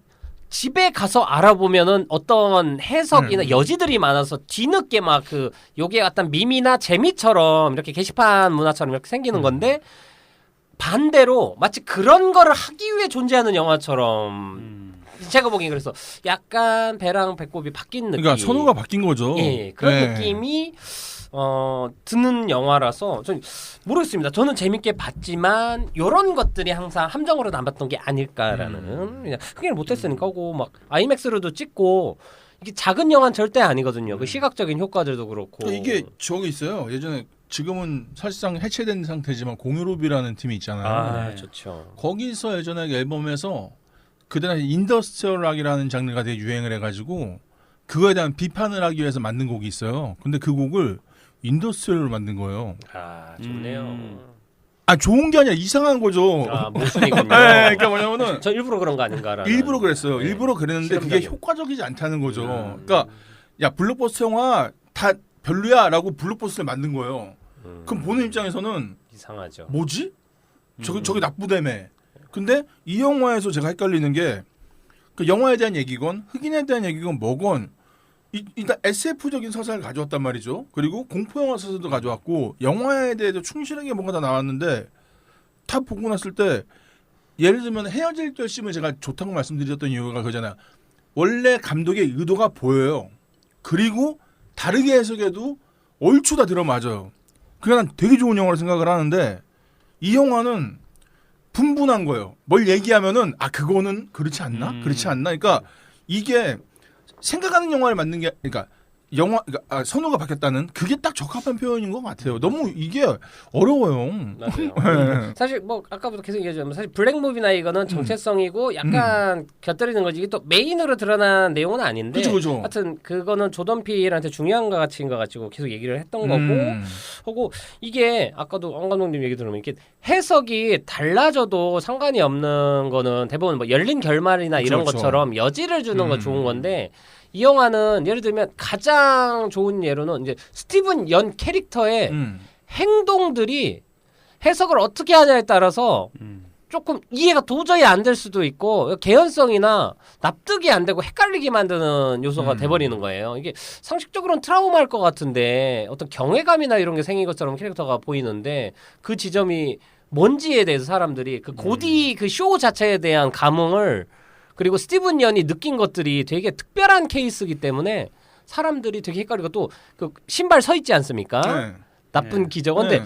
그것도 이걸 어떻게 받아들여야 되는지가 그렇죠. 사실 누군가한테는 그 순간에 기적적인 뭔가를 발견을 했고 자기는 뭐 그 기적적인 순간에 자기가 존재할 때는 상징일 수도 있고 그냥 우연일 수도 있고 뭐 외계인의 힘일 수도 있고 그러니까 그거를 이제 집중도 하기 전에 그 얘기가 넘어가 버리고 또 그 우주쇼 이 네모난 관안에 말 놓고 이게 예. 하기 전에 자기가 왜 백인 여자랑 결혼했는지 얘기를 하잖아요. 스티븐 연이 그러니까 그 얘기는 왜 하는 거야 갑자기? 그러니까 나는 성공하기 위해서 백인 여자와 결혼했다 이런 식으로 얘기를 해요. 근데 난 거요. 거기서 그 얘기를 한다고 갑자기? 그러니까 뭐냐면은 아 이거를 지금 보고 있는데 아 요것도 있어요. 이런 식이 돼버리니까 잠깐 그럼 이건 지금 뭘 얘기하자는 거야? 이게 나는 그렇게 솔직히 좋은 태도 아니라고 생각을 하게 돼요. 지금 얘기 들으니까 네. 사실 스티븐 연이란 캐릭터는 좀 그릇되고 왜곡된 가치관을 갖고 있고 어떤 퍼포먼스나 쇼맨십에 경도돼 있는 사람이거든요. 네, 근데 보면 사람들을 되게 위험한 곳으로 몰아놓고 그러는데 제가 보기엔 좀 잘못되고 자극되거나 좀 위험한 방식으로 관객들을 스크린으로 불러들이는 제작자들의 표상처럼 느껴지고 반대로 여기 있는 사람들은 뭐 리얼리티 쇼 이런 게 아니고 최대한 진짜이고 그것이 제일 살아있고 가장 남들이 보기 힘든 거 그 매직 타임 시간에만 찍을 수 있는 걸 하나를 찍기 위해 목숨까지 걸면서 싸우지 않습니까? 하고 그 촬영 감독은 아마 옛날에 과거에 잘 나갔다가 지금은 이제 한물 갔고 이미 내가 더 이상 전성기간 오지 않을 거라는 확신을 갖고 있는 인물로 표시가 좀 보여지잖아요. 그런데 그러다가 다시 한번 꿈을 잠깐 꾸고 옛날에 그 영화를 만들던 초심으로 돌아가는 느낌인데 하여튼 영화를 만드는 사람들의 어떤 태도에 대해서 대비시켜 놓으려고 만든 극단적인 캐릭터가 인 것 같고 스티븐 제작자 같은 거죠. 그냥 나쁜 기적이라 얘기했잖아요. 그 골디 그 사건은 진짜 나쁜 기적이었거든요. 근데 그 방을 만들어서 비싼 값에 거기를 또 들어오게 만들잖아요. 그러니까 나의 자신의 불행마저도 팔아버리는 그러니까 맞아요. 완전 상업주의죠. 그러니까 알겠고 다 알겠는데 막 그런 거예요. 그러니까 근데 70년대인가 80년대가 그때 그 쇼였잖아요. 근데 왜 그 집안에 쟤만 동양인이었을까? 입양을 했으니까. 근데 그게 약간 좀 사실 그 당시에 방송 환경이 굉장히 폭력적이었잖아요. 그래서 예전에 오지마 법사 사실 그 얘기도 뭐 예. 나오기도 했고 뭐 지금은 구속됐나 모르겠는데 그 빌 코스비가 예. 그런 성추행도 네. 있었고 그러니까 그 당시 되게 야만의 시절에 그런 거를 상징적으로 그러니까 저는 사실 거기서 봤을 때 뒤에 전광판에 박수라는 게 써 있잖아요. 예. 옛날에 그랬거든요. 그러니까 치스콘 촬영하면은 예. 웃어야 되니까 켜주면 박수 치고. 그러니까 방청객들을 그죠, 위해. 저. 예. 그러니까 이게 되게 잔인한 시대였구나 그 시대가. 그래서 그거에 대한 상징이 또 침팬지로 될 수도 있겠네 생각이 들어요. 그래서 그 얘기하잖아요. 그래서 그때로 침팬지를 안 써. 말을 쓰지. 그리고 그것도 있어요. 그 시기에 침팬지를 바라보는 시선이랑 아시아 동양인들을 바라보는 시선 자체가 똑같았기 때문에 사실 또 그러니까 어떤 의미에서는 자기가 아시아인이기 때문에 자기도 비슷한 어떤 사람이기 때문에 살아남았다라는 어떤 그런 걸 느껴질 수 그리고 있고. 순차적으로 사실은 그전엔 침팬지가 흑인이었겠죠. 그리고 뭐, 충분히 가능한 의미입니다. 예, 왜냐하면 맞습니다. 제가 늘 말씀드린 것처럼 흑인은 차별을 당하고 동양인은 무시를 당한다. 저는 이 생각을 하기 때문에 항상 순서가. 예. 예, 근데 그냥 저는 뭐 흑인이든 예. 동양인이든 그 침팬지든 다 좀 치환됐지만 같은 의미라고는 생각을 하고. 저도 그 미디어에 관한 좀 메시지지 않을까 싶기도 했거든요. 그 스티븐 연이 봤던 신발이 서 있는 장면은 어쨌든 방송에 나온 장면이 아니고 네. 그 장면은 촬영도 안 됐고 그거는 본인이 스스로 본 거기 때문에 그거에 대해서는 충분히 어느 정도 꾸며낼 수 있었고 그게 지금 시대에서 유튜브를 만들고 있는 그 각종 이제 최신 장비들이죠. 영화에 보면 처음에 시작은 CCTV에서 시작을 했다가 디지털로. 이제 점점 수동 영화 그 카메라로 돌렸다가 나중에는 우물에서 진짜 빛까지 활동 사진처럼 해서 사진을 찍는 거. 그리고 최종 마무리는 뭐 동생이 이제 눈으로 직접 바라보는 그런 모습까지도 이제 좀 약간 역행하는 모습을 보이는데 스티븐 연의 그런 행태들이나 이런 거 봤을 때 지금 이 각종 장비들을 동원해서 보여주고 있는 어떤 거짓된 모습이나 그런 위험성을 알고 있으면서도 그걸 이용하는 사람들 또 이번에 태풍 왔을 때도 직접 그 바닷가에 뛰어들어서 이렇게 쓸리는 사람들이 있지 않습니까? 네. 그런 모습들 조회수 때문에 거기에 또 슈퍼챗 열광하는 사람들 맞아요, 이런 맞아요. 것들을 다시 좀 우리 되돌아가야 되지 않을까라는 메시지를 전달하고 있지 않을까라는 생각도 좀 했습니다. 맞습니다. 그래서 그 EMP 차단되는 거를 벗어나서 네. 이게 재래식이나 아날로그로 오는 거에 대한 뭐 결국에는 그 아날로그 감성을 감독들도 뭐 크리스토퍼 놀란이나 이런 감독들이 이제 필름 촬영을 버리지 않고 있지 않습니까? 네. 그 퀸틴 타란티노도 그렇고 그것만이 갖고 있는 어떤 감수 순수함 그런 것들 그리고 이제 번거롭다고 해서 나쁜 건 아니다. 편하다고 해서 좋은 건 아니다라는 거에 대해서 요즘 많이 생각하는데 그런 가치까지 한물을 담으면 너무 많은 걸 담아 이게 너무 그러니까 사실 얘기하면 한두 개 재밌는데 이 영화를 사실 이렇게 보면 사실 이거는 영화는 제가 보기엔 그냥 가장 궁극적으로 조스라는 영화 보면 명쾌해요. 너무 명쾌한데 너무 재밌고 보고 나면 와 이게 참 그래도 인류는 훌륭하다. 우리가 그래도 막 승리했다라는 어떤 게 강요 안에도 알아서 오는데 너무 많은 것들이 담겨 있으니까 오롯이 영화적인 재미만 느끼기에도 저는 그 막 외계인 생명체 모양 변하고 막 셀로판 종이처럼 움직이고 해파리처럼 생기지 않을까 대충 보면 해면체. 난 그 디자인이 너무 마음에 들고 그런데 맞아요. 영화를 보고 나면은 자꾸 딴 거 생각하느라고 그 좋은 이미지와 장면들이 안 떠오르니까 그런 게 아쉬운 거죠. 그러니까 제가 서부 영화 소설 채용했다고 얘기했는데 서부 영화 내용이 다 똑같아요. 근데 보잖아요. 아 좀 그렇게 봤으면 좋겠어. 솔직히 이 영화 보면서 느낀 게 피로도가 잠깐 무슨 의미지? 그 나중에 오토바이 타고 보면 쟤는 유튜버인가? 걔는 TMZ라고 기자, 20세기 네. 폭스 밑에 있는 회사예요. 아니 그러니까 저는 유명한 회사더라고요. 여기서 파파라치를. 보면은 그 마국간에서도 이상한 게 나타나니까 총을 겨누는 게 아니라 카메라를 겨누잖아요. 맞아요. 그러니까 뭐냐면은 야, 이거는 도대체 이게 위협이 된다고? 근데 네. 실제 우리 지하철이나 실제 범죄가 나면 옛날에는 왜 안 돕고 사진 찍냐고 뭐라고 했는데 네. 요즘엔 사진이나 영상을 남기는 행위를 해야 객관성이 생기기 때문에 요즘에는 지하철에서 10위부터도 카메라로 찍잖아요. 그렇죠. 바로 이게 찍죠. 나쁜 행위가 아니잖아요. 그리고 증거를 남겨주는 거니까. 이게 시대가 정말 많이 바뀌었다라는. 그러니까 왜 카메라가 총이 된 거죠. 근데 맞아요. 헷갈리는 거예요 저는. 둘 다 샷이고. 예. 그 카메라 감독도 내가 샷하겠다고 해서 맞아요. 이거 언어 유희도 거니까. 재밌다 알겠는데 그냥 한두 개만 얘기하면 안 돼? 왜 이렇게 많이 얘기하는 거야? 이렇게 되는 촬영도 거죠. 이렇게 하잖아. 게들링처럼. 예. 다다다다다 이렇게 촬영하잖아. 그리고 아날로그. 굳이 마지막에 그렇게 돌아가실 이유가 없었어요. 근데 저는 그게 되게 감동적인 장면이 네. 그게 그 뭐냐 그 뭐 누구는 뭐 죽을 병 그랬다 막 이런 해석도 있는데 저 그럴 필요 없이 자기의 영광의 순간을 가는 거고 그리고 이걸 잘 생각해 보면 이 다음에 이게 다큐멘터리나 뭘로 만들어졌을 때 남는 자료는 그 감독이 찍은 실제로 외관을 찍은 건 있는데 실제로 내부로 들어가면서 찍은 건 유일한 자료를 확률이 높기 때문에 요게 다큐멘터리로 나중에 영화가 만들어지면 그리고 요게 만약에 어떤 영화제에서 상을 받았으면 그 감독은 죽었지만 이름이 올라갈 수도 있다라는 그 사실. 카메라를 살렸나요, 근데? 같이 느낌에서? 들어갔어. 같이 들어갔죠. 근데 어차피 유기물이니까 카메라는 뱉겠지. 뱉겠죠. 하고 또 단단해 보이니까 제가 보기엔 그거랑 또 걔 그 방송사 알바 그 친구도 좀 재밌잖아요. 그 점원 네. 새끼 점원. 적극적이네. 하고 살아남아 나는 그래 외계인이 난 제일 마음에 드는 게 막 먹었다가 토이 하고 뱉잖아. 토이 하면서 뱉잖아. 좀 약간 귀여운 구석도 있고. 예 외계인이 참. 그래서 좀 이게 미스터리 스릴러로만 쭉 갔어도 괜찮지 않았을까. 예, 저도. 네, 이게 너무 많아. 영화에 네. 그런 표현된 것들이 너무 아쉬워요. 그리고 이게 아깝죠, 좀 약간. 이게 뭐 저는 예전부터 얘기하지만 식스센스 만든 엠 나이트 샤말란처럼 근데 저는 훨씬 더 조던 필이 만듦새나 세공력 좀 더 그리고 대사들도 좋다고 생각하는데 어떤 아이디어나 막 이런 게 있는데 뭔가 항상 해소가 조금 점점 더 안 되고 그때도 사인이라는 영화 있었어요. 외계인 나오는 네. 엠 나이트 샤말란 돈도 많이 안 들이고 찍고 외계인도 잠깐 나오는데 외계인이 나오는 영화인데 결국 종교에 대한 신앙 얘기하는 영화였는데 그 영화도 그렇고 이게 조던 필도 너무 메시지나 이런 것들 그리고 좀 더 남들과 달라야 된다라는 강박 같은 것들이 오히려 단순함을 좀 피하고 있는 건 아닌가라는 또 생각을 하면서 좀 부정적인 은근히 많이 했네요. 재밌게 봤는데. 그러니까 하여튼 조금 이제 시대도 그렇고 좀 심플했으면 좋겠습니다.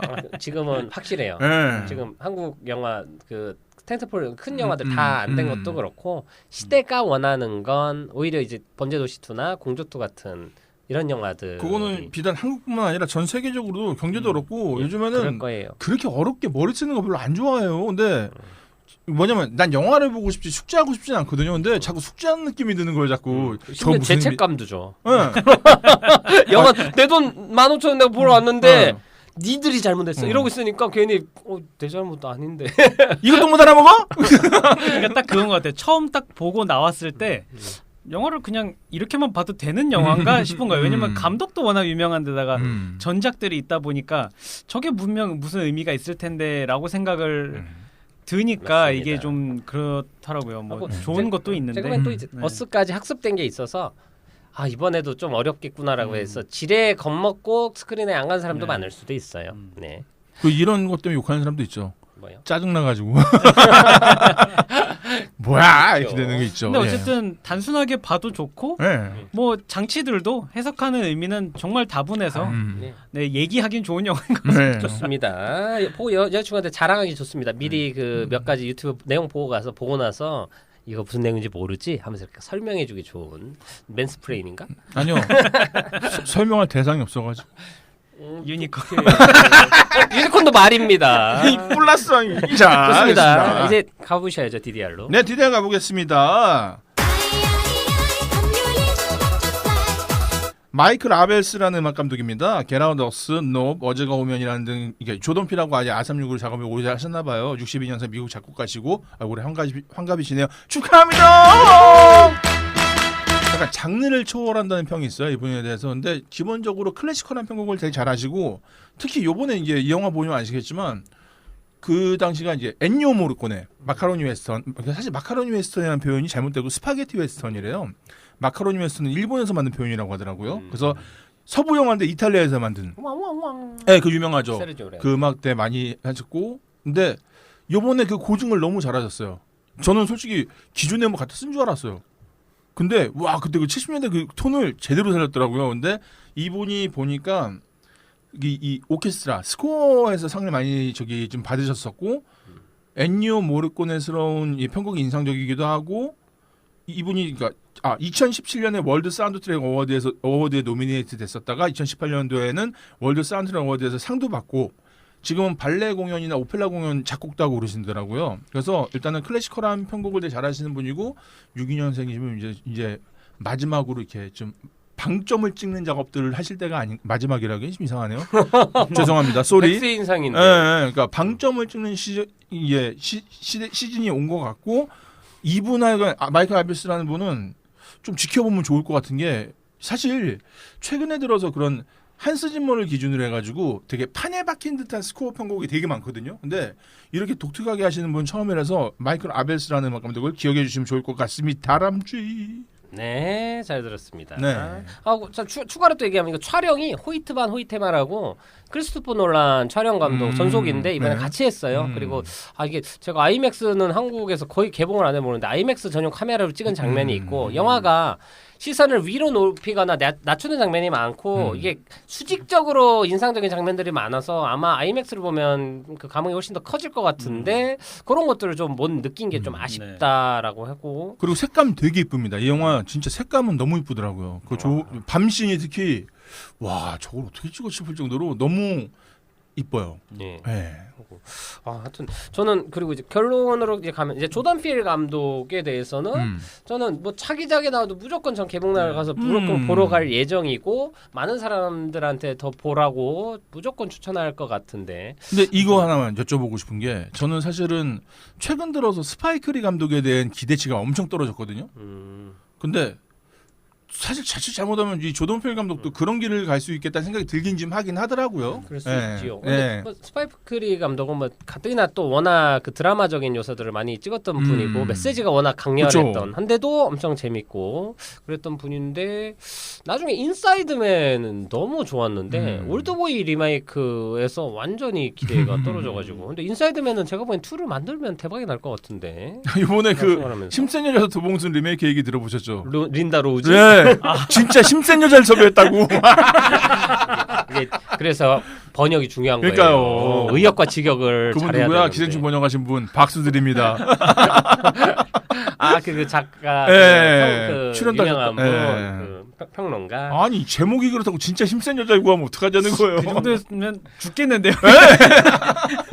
가로 열고 정말 힘센 여자. 박보영도 그 박보영. 정도였는데 근데 와. 그게 무슨 내용이었어요? 힘센 여자 동순이? 그러니까 스토리는? 그게 역동가? 기본 스토리는 그거죠. 그 집안에서 대대적으로 여성들에게 전해지는 힘이 있습니다.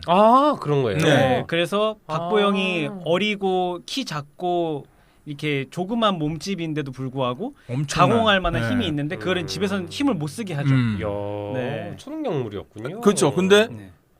번역판에서는 외국판에서는 진짜 힘센 그러면은 여자가 나와서 이미 힘센 여자가 더 힘을 가져서 요 절대적인 네, 힘이 어쩌자는 거지? 이렇게 되는 거죠. 저는 뭐 제 해석 좋은 것 같습니다. 네. 라고 생각을 하면서 그러니까 올드보이를 그따구로 만들죠 리메이크. 좋습니다. 아무튼 뭐 오늘 이야기는 또 이 정도로 재밌게 잘 해본 것 같고요. 네. 이제 못 본 분들이 많고 이번에 IPTV로도 풀렸던데 혹시 시간 되시는 분들은 한 번쯤 보면 좋겠고 그 전에 겟아웃은 반드시 한번 살면서 한 번쯤 볼만한 영화다. 라고 말씀드리면서 오늘 175회 방송은 여기서 마쳐볼까 합니다. 여러분 수고하셨습니다. 안녕. 수고하셨습니다. 다음 영화 뭐 할까요? 그것만 정하고 하죠. 안 감독님. 뭐였지? 습도 다소 높고 예. 마이너스 1점. 그럼 다음에 습다 노브로 만나요. 네, 고봉수 감독의 코미디 영화 습도 다소 높음으로 돌아오겠습니다. 여러분 안녕. 안녕.